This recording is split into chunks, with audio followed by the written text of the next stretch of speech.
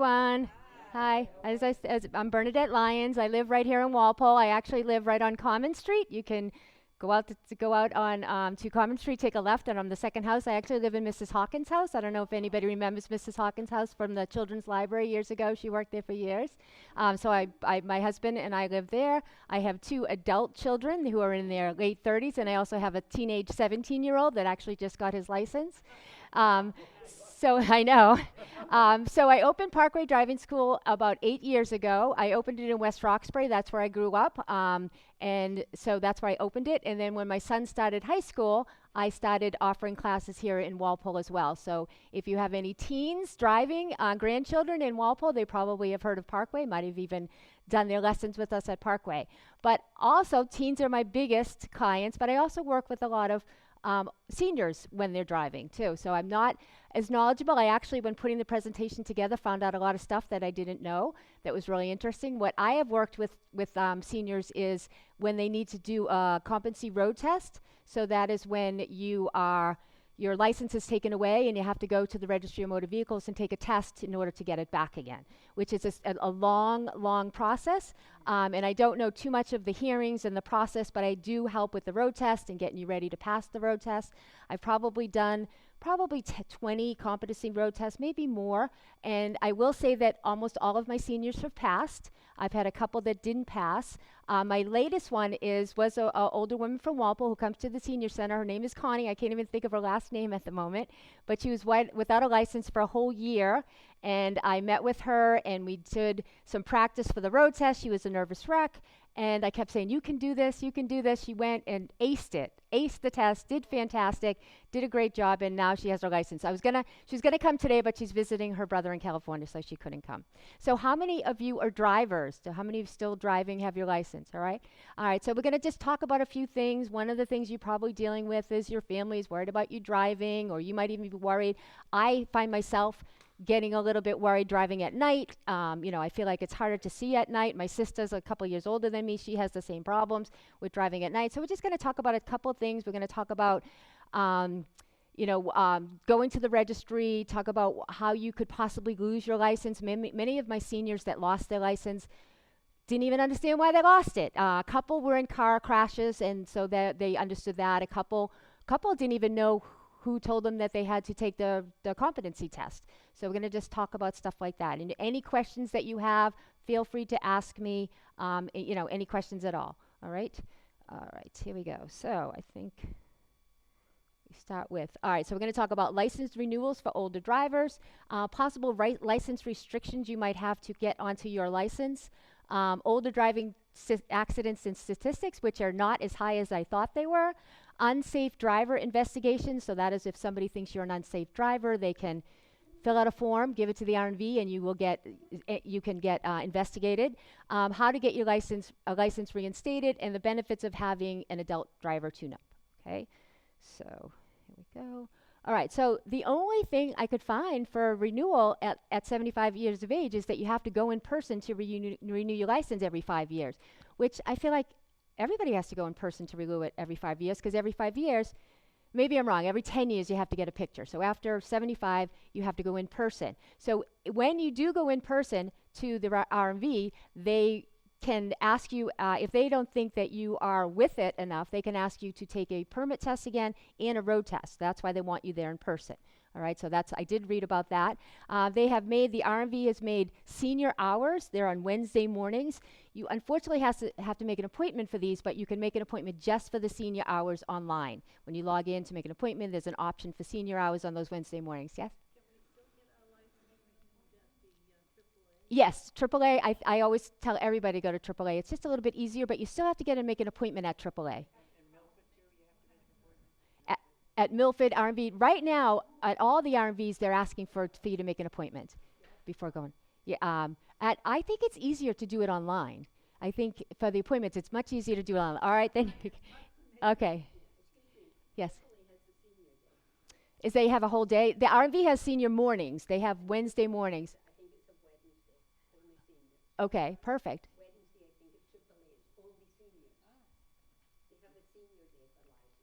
Okay. All right.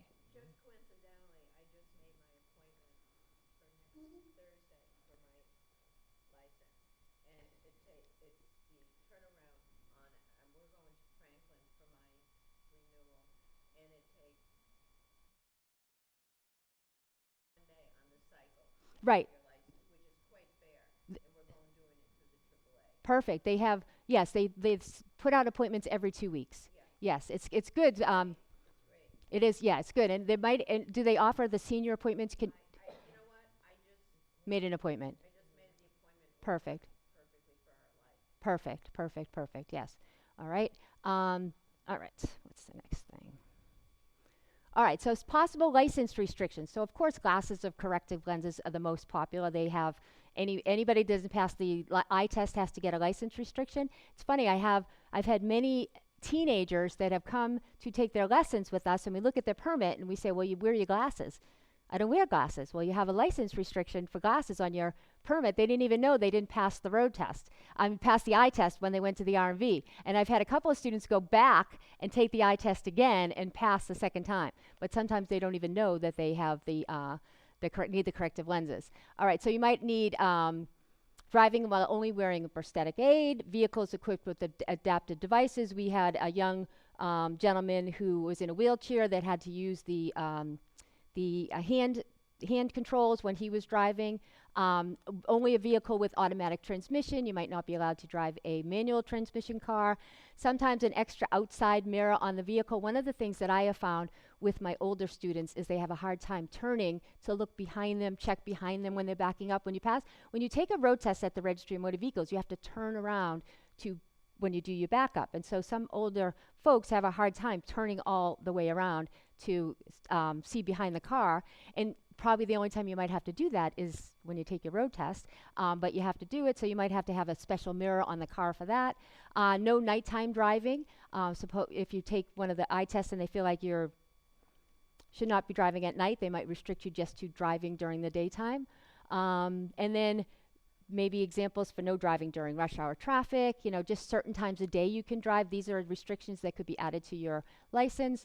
Wearing a I don't even know what that is, bioptic telescope lens while driving, not really sure. And then other restrictions tailored to your particular needs. So they can add a restriction to your license.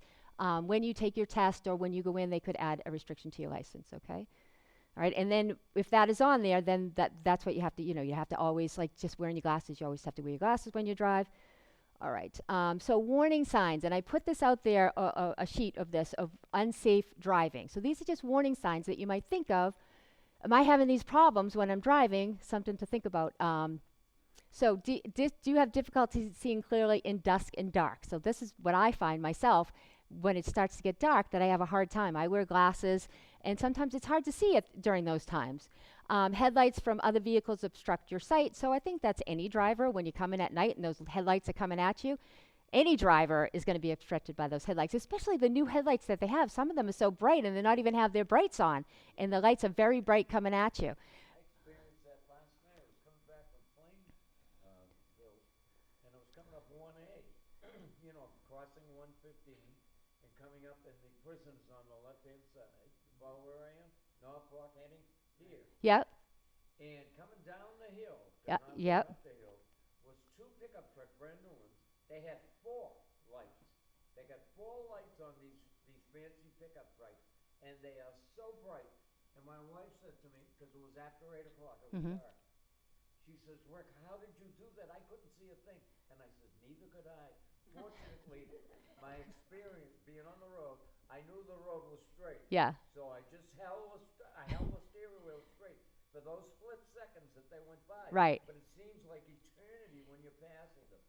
It does. It's scary. It is scary. Does anybody know the trick that you're supposed to do when you have those blinding headlights coming right at you? My father used to say, don't look at the lights, look at the side of the road.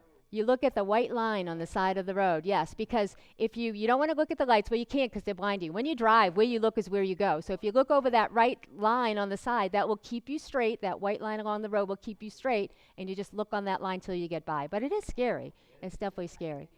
Yep.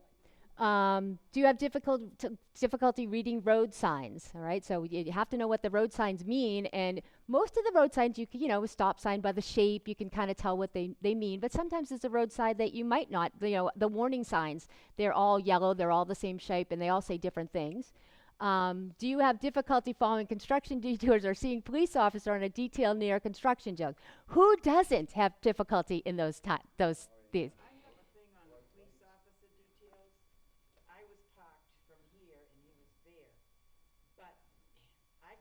distance. Yeah, But the way they say they don't, they need a sign. call it A sign. to say go, because when they go like this down here, you don't know if they're saying stop, go, or whatever. Well, yesterday I was on Washington. It is hard. Washington, right past Bird, where they're doing that construction at that the new houses going in there. So I had one police officer waving me on, and the guy behind me telling me to stop. And I'm like, and the other guy keeps waving, and I'm just sitting there. And then, yeah, and then he finally realized the other guy was telling me to stop. Yes. I find it difficult always at a construction sign, and I tell this to my teen drivers ed students. You have to really slow down and look and watch where you're going, because sometimes those construction zone will have the cones that tell you to go like over this way, and you're like, where am I supposed to be? Sometimes you have the construction zones there's not even a police officer there, and you're trying to figure it out. And there's not any place in the whole state that there's not a ton of construction going on. Everywhere you drive, there's construction. So yeah, so I think everybody has. Europe, and all policemen are doing details like that Yeah. with white gloves.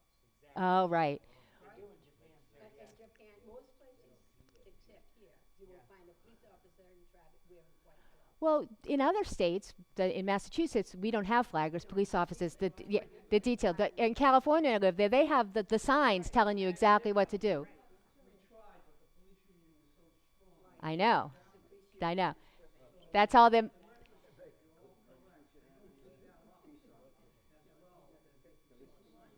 Right. Right. Yeah.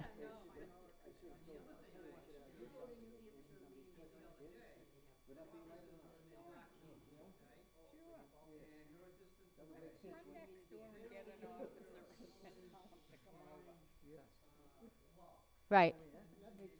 Right. Right. That's it. Yeah. You don't see the hand. Yes. What they're doing.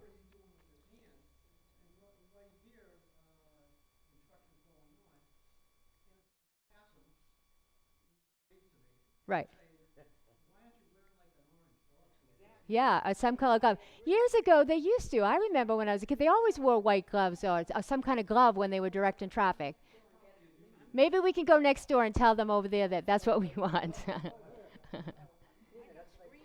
All right. All right. So, do you have difficulty seeing train crossing signals or hearing train whistles? So, we have the train right now going right through Walpole, down in South Walpole there with the new train line. This is the first time we've had trains crossing the road, and in Medfield, there's, I think, 4 locations where there's trains going across the street. So you have to be really careful because it's so dangerous, those trains coming and going. So you want to make sure that you hear the whistle of the train. Make sure that the one in Walpole has the sign that gets extended. You have to pay attention to that, because it's so dangerous. Yes, I hate that train now goes across the road. Especially, it's so close to the Boyden the Boyden Grammar School down there, with kids walking back. It's like right there.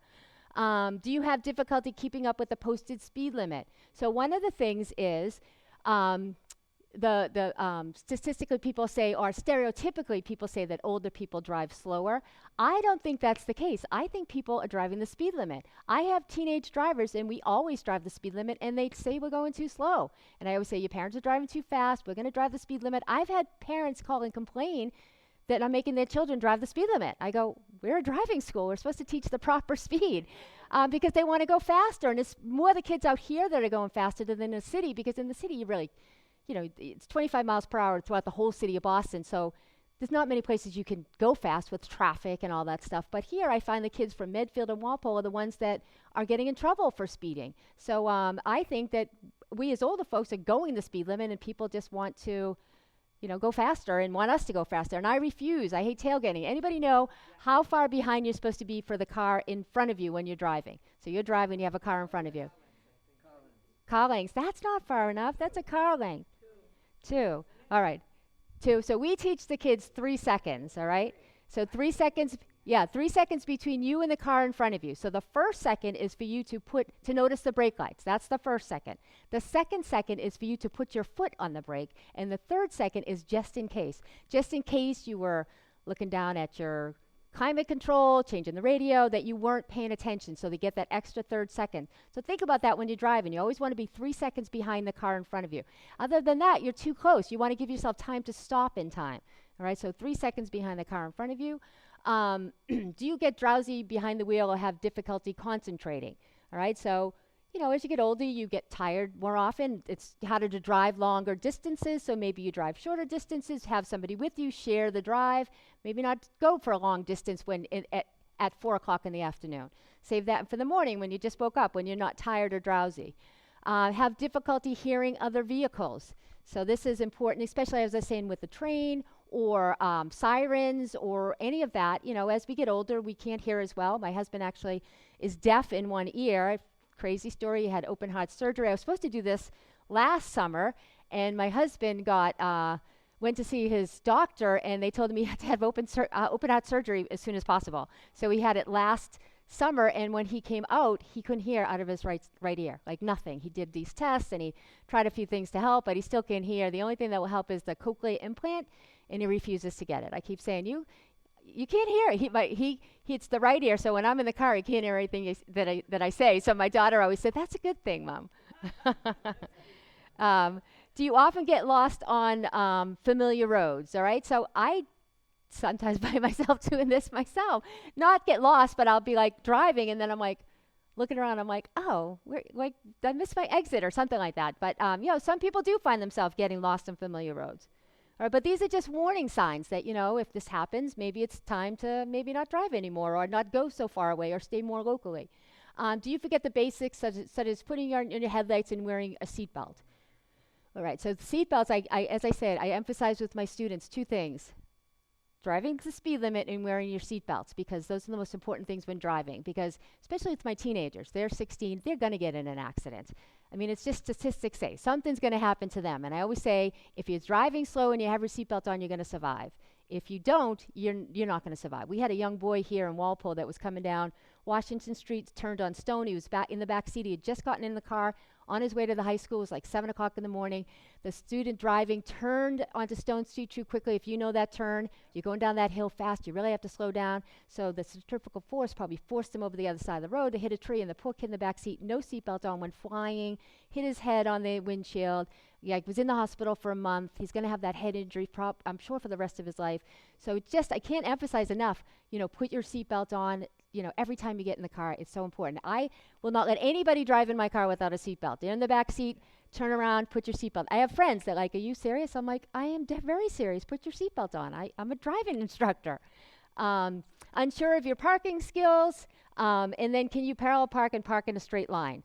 All right, so one of the things on the road test that you have to do if you had to take a competency test is parallel park. So Connie was petrified of the parallel parking. She kept thinking she couldn't do it. I'm never going to do it. We practiced a little bit. She did fine. She aced her test. She did such a good job. To me, I feel like I teach kids every day how to parallel park. I'm not a very good parallel parker. I could teach them how to do it perfectly, but sometimes when I'm parallel parking myself, I might have to adjust a few times, and I always think, what difference does it make? Who cares? I can get into the spot. But if something like that really stresses you out, and there's not that many options here in Walpole that you're going to have to parallel park, but if you go into Boston, you probably will have to parallel park. All right. Are you unsure is a big one. Unsure of reflexes and reaction time. Reaction time is huge, all right? Reacting in time, that's why I said that 3 seconds, so you'll be able to put your foot on the brake in time. We give you that extra second. But if you find that you can't react in time, you're not seeing things as quickly, that's a warning sign when you can't, because you have to be able to react very quickly when you're driving. And then have family, friends, or even police officers told you that you aren't safe to drive. So has that happened to anybody, that your family's worried about you driving? Good, that's good. No, I just can't back into my driveway and have a straight car. It's always this way. Well, I have a tip for that, because I told you I live on Common Street. So sometimes I back out of my driveway onto Common Street. And again, I can teach the kids perfectly how to back up in a straight line, but I cannot back up in a straight line unless I turn around and look at the tree on Common Street and keep that lined up with the back of my car, and then I back up perfectly straight every time. And one of my driving instructors taught me that trick. So every time I back up, I find my tree, line it up with the back of the car, and it saves the grass. My husband's happy, and I back out of the driveway nice and straight each time. So that's a great little tip that someone taught me. Yes. Backup camera, and I can't figure out what the orange line and the white line are doing. Well, when you have all yellow lines, that means your wheels are perfectly straight. Yeah, we don't let the kids use the backup camera on the test, but we do let them look at that to make sure their wheels are straight before they back up. Yeah, so when you look at the backup camera, when all lines are straight, that means you're straight and you can back up straight. Yes.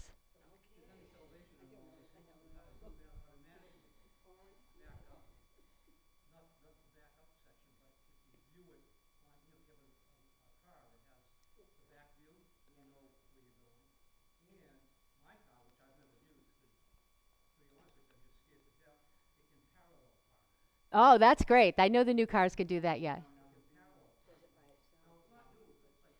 Right, right, but new, yeah. Yeah.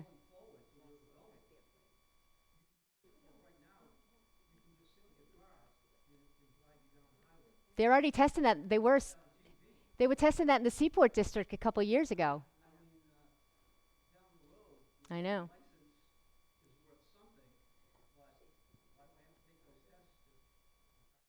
Car could do it, yeah. But there's always room for error. I am afraid of those. I'm definitely afraid of those things. All right. And when I like my backup camera, but I still have to turn around. So what I use my backup camera to make sure there's no small children or bikes. I can't. I can. My father must have run over 4 bikes when we were kids, just that we left laying in the driveway because you can't see. Because when you think about it, you could put a cone. My car could be there. You could put a cone out there in the patio out there, and you can't even see anything low down. So that's why I love the backup camera. But I still have to turn around. And then my husband, of course, uses the side mirror. So. But on your road test, you have to turn around when you're backing up. Okay, so then, what we got? All right, so this is a little video about how certain medical conditions could affect you. All right, we need the volume, right? Come on. Hold on one second. It's going to come out of the TV, so. Might not be able to do it with this cable going. But sometimes, health problems make driving risky or even unsafe.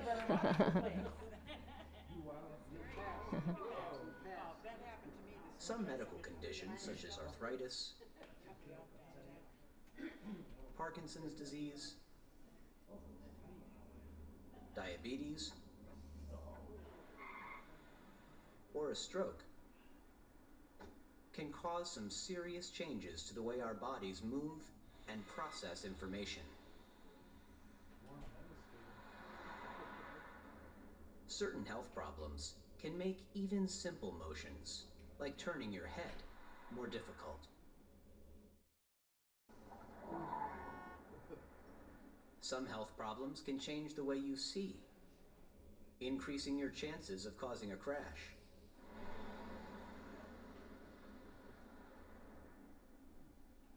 Other health conditions can affect your short-term memory or limit your ability to think clearly, and can ultimately make driving unsafe. Not every older adult with a health problem is an unsafe driver. There are options that can assist you in staying safe on the road. A driving rehabilitation specialist can recommend adjustments to your driving or your vehicle to keep you safe behind the wheel.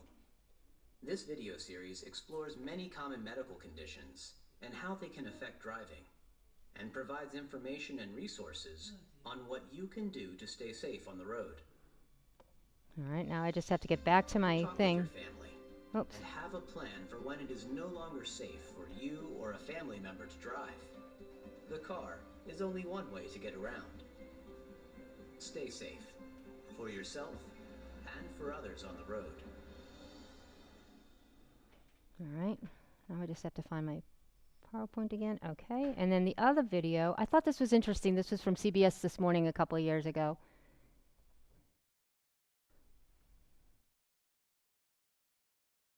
A new article adds to the growing conversation about when older drivers should hand over the keys. More than 41 million drivers over the age of 65 are on the roads today. Crash injuries sent more than 290,000 older adults to the emergency room in 2016. Now an article in the New England Journal of Medicine argues retirement from driving threatens one's health and wellness. Vladimir Dutier of our streaming network, CBSN, spoke to older people about the independence that driving represents. Vlad, good morning. Good morning. This is often a touchy subject, but it became an international conversation last month after Britain's 97-year-old Prince Philip caused a wreck when he was behind the wheel. He handed over his keys for good And as we learned, that's not an easy thing to do. 86-year-old Joan Mastriani has been driving around Albany, New York since the Eisenhower administration, when she was in her early 20s. And while she still hits the road with her 89-year-old husband Anthony to run simple errands, it worries daughter Kathy and her siblings, who wonder if mom should lock the keys away. You don't want to wait till an accident happens in order to make that decision. You want to be able to make that decision on your own. Like, we're not going that far, but be able to go to a library and to church and to the grocery store is important. I don't think age as you can define it as a certain age. I think there are people who are 40 years old that shouldn't be driving, and I think that people that have good reflexes and all, and their alert and vision is good, they can drive when they're 90. But deciding when to give up the keys is a personal matter that experts say should not be taken lightly. When we get a driver's license, it's considered a big part of becoming an adult. So losing your driver's license feels like the opposite of that. You cannot drive where you cannot see. At this class on Long Island, New York, managing your space when you stop, senior citizens like Lois and Murray Schnipper are brushing up on their skills. You've heard the criticism that some people have of seniors driving past a certain age. What's your reaction when you hear criticism like that? Seniors come in all different sizes and packages and, and abilities. But I don't think we are being trained individually to recognize when we should not be driving. There are factors that... The educational course gives them a refresher on the rules of the road. Like stopping for 3 seconds, checking your shoulder, and keeping their eyes on the road. We sort of warn each other about certain things now. Like I say, Lois, you shouldn't be talking with your hands when you're driving. Something like that. Little things like that. There's always been in this country a romantic notion of driving, the open road, and the freedom that it represents. Could taking away the keys of someone who's older be, in a way, detrimental to the health of some older people? It's absolutely detrimental, and that's proven. So it decreases people's ability to get to work, to have fulfilling social lives. Older adults who are socially isolated have huge health risks. It's basically akin to smoking 15 cigarettes a day. The Mastrianis don't want to give up driving just yet, but have a backup plan for when they put the car in park for good. When you want to do something, get in the car and go. So, but we have Uber around here and all. If we have to ultimately do that. When I don't feel safe, I guess I'll stop. When it's time to talk to a loved one about possibly giving up their keys, here are a few tips. Check if permanent medical conditions are preventing them from safely driving, such as dementia. Have them take a driving test or enroll them in a driver safety course. For more tips on making the transition, you can head to our website at cbsthismorning.com. And one of the things Lois and Murray told me, it's humiliating when the children that you first gave car keys to and authorized to road say, Mom and Dad, hand them over. It's a difficult conversation because most elderly people still think that they're doing okay on the road even when they're not. Yeah. But Murray told me driving the speed limit is not a bad thing. People say they drive too slow. They're driving the speed limit. Cautious. Thank you, Vlad. Yeah, sometimes I think when you do drive the speed limit, Vacation home, you always have the whole place to yourself. when you do drive the speed limit, people, that's what happens to us with the kids in the driving school car. We're driving the speed limit. The people that pass us, that beep at us, that yell at us, that give us the finger that because we're driving too slow, that tailgate us, it's caused a more dangerous situation than our driver students. Hi, Dale. Dale's one of my driving instructors, one of Parkway's driving instructors. So it's you deal with that, right, Dale? Every day, yeah. What's the nickname for those people? Oh, you. What do they call the people from Massachusetts? What do they call Massachusetts drivers? Boston drivers? Massholes. I tell all my students that. Watch out for the massholes because they're out there. Yes, it's brutal.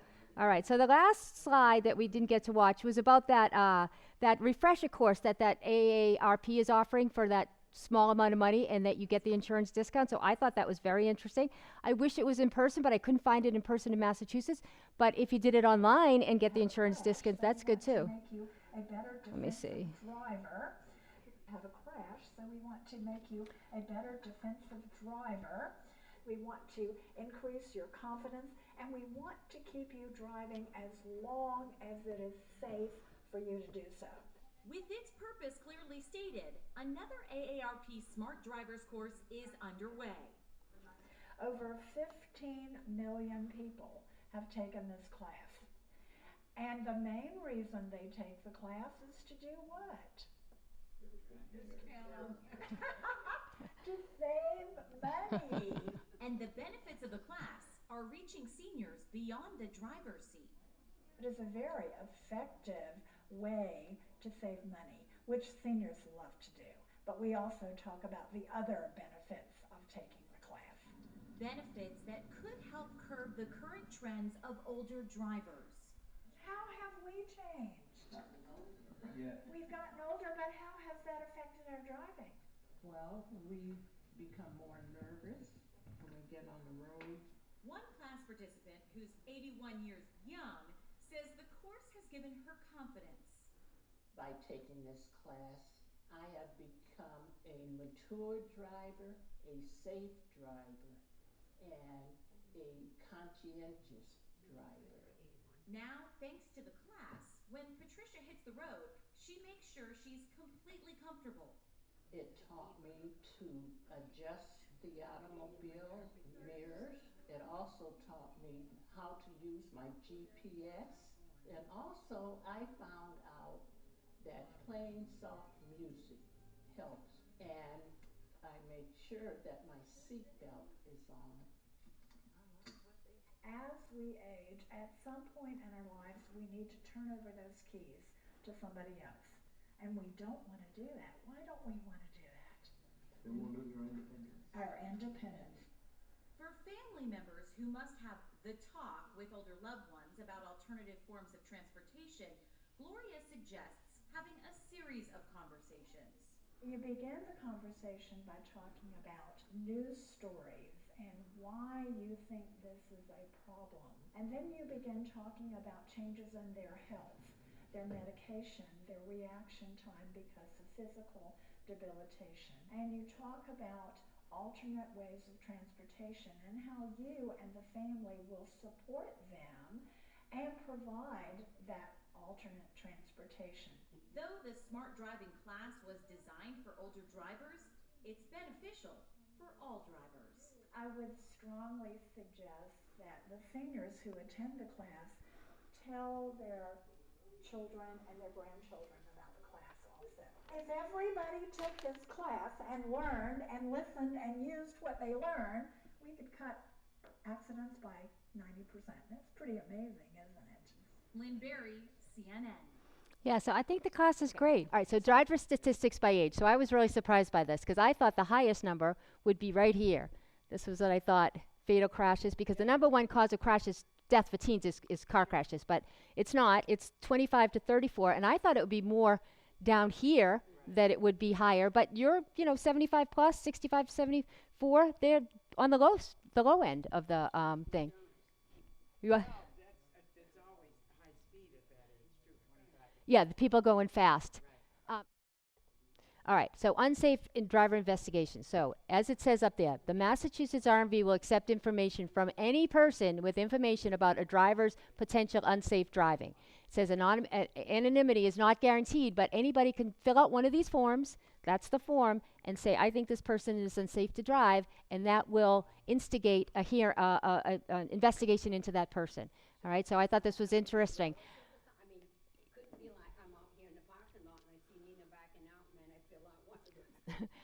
I was so surprised when I saw this. It says we'll accept information from any person. So I don't know if it's just be something like that or somebody hit their car. I'm not really sure, but I was really surprised by that. I thought it had to be a doctor or a law enforcement because that's what most people, or a family member. So I'm not sure. I was very surprised by that. So I'm not really quite sure what that means, but I thought that was kind of strange. All right.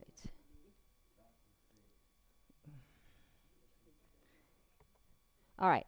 So, a healthcare provider or law enforcement. Healthcare provider or law enforcement officer must have reasonable cause. So that it must not be that a person has to have reasonable cause. All right, because you can't just say, "I think this person's not." A doctor just can't say, "Oh, I don't think you're ready to drive." They have to have a reason for it. There has to be some reason that they say that of not physically or medically capable of safely operating a motor vehicle. It can't be just based on your age. This gentleman is 75 years old. I don't think he should be able to drive. They can't say that. It cannot be based on solely on the medical condition or functional impairment. So if you have, as I said, if you had diabetes and you're lost some feeling in your feet, it can't be based on that. It has to be observations that this has hindered you in some way. All right, it has to be that actually affect a person's ability to safely operate a motor vehicle. All right, so they have to prove that you can't operate a motor vehicle. But I do think it's kind of unfair to some of the seniors, some of the people that I've had do the test, because some have come in and aced it. One gentleman, he was I think he was 82, and he worked at Home Depot. And that was his job, and he absolutely loved it. And he worked at night. He'd go in at 11 o'clock at night and work till 7 in the morning at 82. And if he didn't pass the test that I went on with him, he wasn't going to be able to keep his job because he had no way to get there. So we went. He did a great job. He even swore in the middle of the test, which cracked me up. But he passed the test, did a great job, and got his license back. All right, so a driver's license a driver whose license is suspended has to go through a medical clearance process and competency road test. All right, so if your license is suspended, if a healthcare person or a law enforcement person says that they feel like you can't drive anymore, and mostly law enforcement, it's if you've been in a car crash, some sort of accident. When Connie had her accident, she had an issue happen over at the library, so she had a car crash. And actually, I have a friend who did the exact same thing that Connie did, but she was in her 50s and she didn't lose her license. So I thought that was kind of strange. She went through a bank, but because she was younger, and I said, when she told me this story, I'm like, how did you do that? She goes, I have no idea. But she didn't lose her license. So some of these are age related, I think. So they have to go through medical clearance. So they would have to get reports from the doctor. You have to do your eye test. A lot of people do their eye test with their eye doctor. And then you have to do the competency road test, all right? The process usually involves 2 hearings. So you go before the driver control unit. You do that before you do your road test, and they talk to you. And that's why I said, and then you take your competency test, and even if you pass, you still have to go back and do another hearing. I found that out from Connie because she had already done her hearing. We had a road test set up. She did a phenomenal job. Even the road test examiner said to me after we finished, he said, I didn't think she was going to pass this test. She did great. I said, I told you she would. That was only with about 2 lessons with me. She didn't even have a permit. We had to sneak over to the train station and set up cones to let her practice her driving because I couldn't even let her drive on the street. I asked the R&V, can you send me a permit so she can drive? And nobody responded. So I said, come with me. We're going to sneak over there, and we went to that empty parking lot behind on the right after the bridge, and we went in there. I had my cones, and we practiced her parallel parking. So even after she passed and did a great job, she still had to go back and do another hearing with the Registry of Motor Vehicles. And it's a lot of telephone calls, and it's a lot of setting things up. So as I said to the road test examiner, and I even sent an email to a person at the R&V that I knew that worked in the hearings department saying, what is up with this? I sent her license number and all her information. I said, if she can deal with all you've put her through the past year, she is capable of driving. I said, this has been a nightmare for her. She's gone to every meeting. She's sent everything she's supposed to. She was more organized than I could ever be about this whole thing. All right. So we don't have anybody to watch our videos with yet. I will figure that out afterwards. Another really good video. All right, so this is a video about ARP. So ARP offers this driving class for like it's what it's called, refresher course for older drivers. All right, so here's the price of it. It's $29.95, and if you are a member, it takes off $6. So this refresher course, it's just now they're offering it online. I tried to find where they offered in Massachusetts, but I only could find online. So they have things like what to do at a stop sign, all kinds of stuff like that. And if you take this course, you get an insurance discount. So I'm thinking it's worth the $23.99 to get an insurance discount. So you take it, and I read there that it says that if you take this, the insurance company, through AARP, the insurance company has to give you the insurance discount. All right, so I just found this here. I just found this on their website. I just looked up refresher course, AARP in Massachusetts, and I got this, and you can log in, sign up like this, and you do the course online. So I thought that was really interesting. Yeah, especially it's going to save you a little bit of money. I thought that was great. I don't even know. What does it all cost if you go through the suspension process, the whole thing that everything you explained? What is the cost the registry charges you? This is working? I don't even know. I think that the only cost is the $35 to take the road test. I don't know of any other costs affiliated with it. You do have to pay $35 to take the road test again, but I don't think there's any cost for the hearing or anything like that. No. No cost for that. Not that I've ever heard of, no. Yeah, 'cause I'm always afraid of that, my handicap that I have. So the people that have handicap placards, I mean, do we have to, when you renew the placard, do you have to do anything special? Do you have to go up and be tested? No, I never heard anything like, in my research for I didn't hear, you just have to renew it. I never heard you had to take a test or anything like that. You did renew your placard?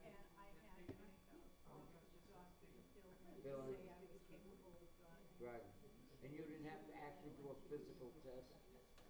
No, they took my doctor's word. They took the doctor's word, okay. Yeah, that's good. Right. If you have to do a physical test, this is, as I said, most of the people that had to do a physical test with me, the competency test at the Registry of Motor Vehicles, were in a car crash. They were in some kind of accident. So the police sent the form into the Registry of Motor Vehicles, and their license was suspended. Right. And then to get the license back, you have to do the 2 hearings and the competency test. That's what you have to do to get your license back if they suspend your license for that reason. Why 2 hearings? One in the beginning and one at the end. There only used to be 1 hearing, but Connie told me she had to do 2. When I did this before COVID, I did a couple of competency tests, and they only had to do the 1 hearing. After they passed their road test, their license was reinstated. But Connie had to go back and do a 2nd hearing, and that was the first time I had heard of a 2nd hearing. She was. Oh, maybe that's the issue. Yes, she was in a car crash. But my other people that I took, had a gentleman from Sharon. He had been in a car crash. His license was reinstated right after he took the test. With 1 hearing? With 1 hearing, yes. figure. So it must be new. Yeah. Now, they have a lot of people from the RMV sitting at home with nothing to do, so they're having them do extra hearings. Could be. We gotta justify our means. I know, and it's such a slow process. In fact, one of my favorite movies is when it's like a kid's movie, and I brought my son when he was a little bit younger, and they had the sloth working in the RMV. Oh, yeah. I could not stop laughing because I just found that so funny that I said, that's what it's like at the RMV, the sloths work there. Yes? I just wondered, when you go to get your license renewed, if you are over 90, Mm-hmm. will they just renew it for you, or do you have to go through rigmarole? No, they will renew it for you unless you go there and you can't answer their questions and you seem like you're not sure of what you're talking about. Yeah. But it's just like last time I renewed my license. Yes, you just go in. There's no special. No, there's no special. It just says you have to do it in person, and it did say that if they feel that you need to take a test, like a permit test, they would have you, but if you know what you're doing and your mind is perfect, and then you don't have to. That's All right. what you know. Yes, and I had So one. far, I think my mind. Yes, so I had one gentleman that his family didn't want him driving, and he loved to drive. He actually lived downtown Boston, loved to drive, had plenty of money, had somebody to drive him around anywhere, but he didn't want to give up his license. So he went to the road test.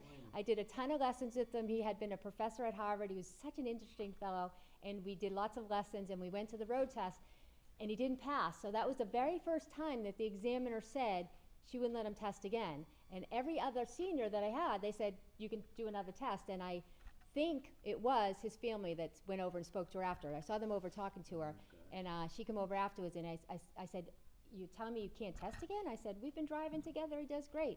She goes, no, I can't let him test again. And she, probably for confidentiality reasons, she couldn't tell me that. But I saw his son over there talking, and I'm thinking, I think they said, we don't want him driving.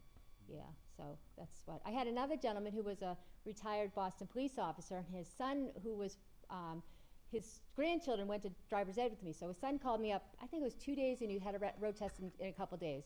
And he said, my dad just told me about this. He has to take a road test. I don't understand what's going on.